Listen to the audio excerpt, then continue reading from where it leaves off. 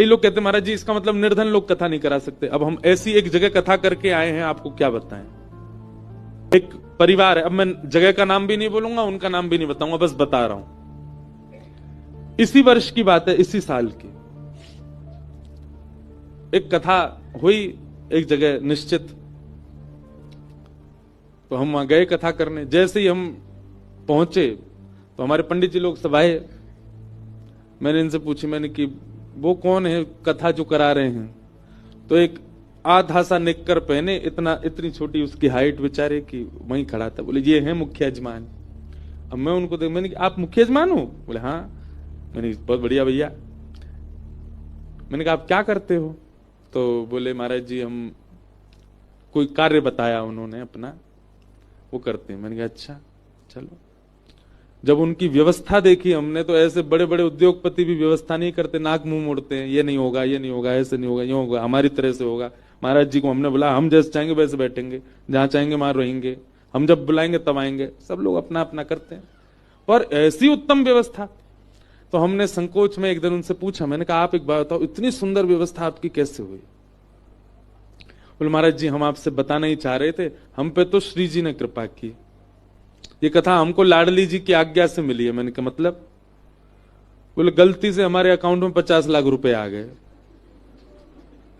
मैंने कहा हैं? बोले हाँ। बोले बैंक से हमको फोन आया, बोले बहुत बड़ा ट्रांजैक्शन हुआ आपके अकाउंट में। तो हम बैंक गए, बैंक वालों से जाके कहा भैया इतना बड़ा ट्रांजैक्शन आया, गलती से आ गया है, हमारा तो हो नहीं सकता, जिन्होंने भेजा है उनको आप कॉल करो। तो बोले कॉल किया महाराज जी, कोई वो था, कोई फाउंडेशन थी, कोई ट्रस्ट था। बोले किसी ने फोन नहीं उठाया। बोले फिर हमने उनको मैसेज डाल दिया। तो बैंक वालों ने कहा देखिए 15 दिन में अगर इनका रिप्लाई आ जाता है और ये लोग अगर अपना पैसा वापस लेने की करते हैं जिज्ञासा तो ठीक है, नहीं तो आप बताओ। बोले नहीं तो हम कथा कराएंगे भैया इससे, और क्या है। बोले महाराज जी 15 दिन तक हमने श्री राधा हे श्यामाजू हे किशोरी जी।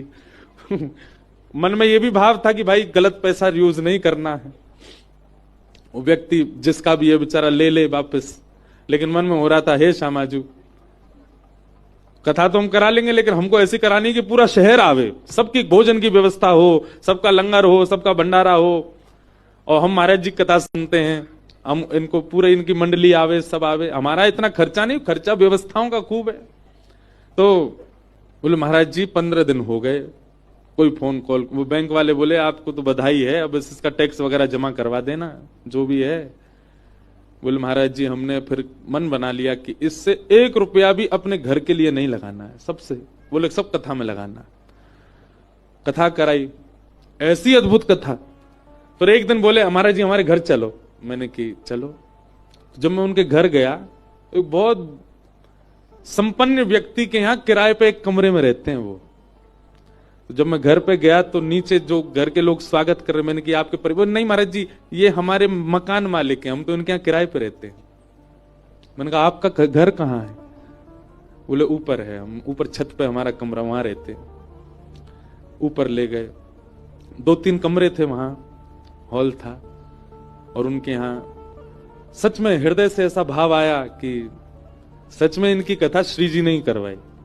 अभी भी मिलने आए, मैंने की कोई इंक्वायरी आई? बोले कोई फोन ही नहीं आया महाराज जी, ट्रस्ट वाले डाल के भूल भाल गए, कहां गए पैसा। हमको तो लग रहा है वो ट्रस्ट वस्ट भी श्री जी ने ही बनवाई होगी, और वो हमसे कथा करवानी थी उनके। अब आप आश्चर्य मानेंगे, विश्राम वाले दिन वो आए मेरे पास, बोले महाराज जी हमारे इतने पैसे अभी बच गए, उसमें से क्या करें। मैंने कहा ये व्यक्ति चाहता तो एक घर बना सकता था, व्यक्ति चाहता तो अपने सब कार्य पूरे कर सकता था। उनके कहीं कर्जे भी चल रहे थे, वो कर्जे भी नहीं चुकाए उन पैसों से। बोले हमारा मन है हम महाराज जी वृंदावन आकर के बहुत बड़ा भंडारा कर दें, वृंदावन के सब रसिक संत ब्रजवासी। मैंने कहा वृंदावन आकर के उन्होंने भंडारा किया। बड़े बड़े अरब खरबपति लोग 10-10 रुपया बांटते हैं भंडारे में भी, 500-500 रुपए बांट रहे थे सबको।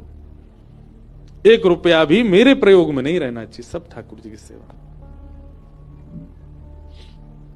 ऐसे ऐसे लोग भी हैं बहुत, हर कथा में एक अनुभव होता है। तो कृपा साध्य है कथा। आप लोग भी जपना शुरू कर दो, आपके अकाउंट में भी आ जाए गलती से।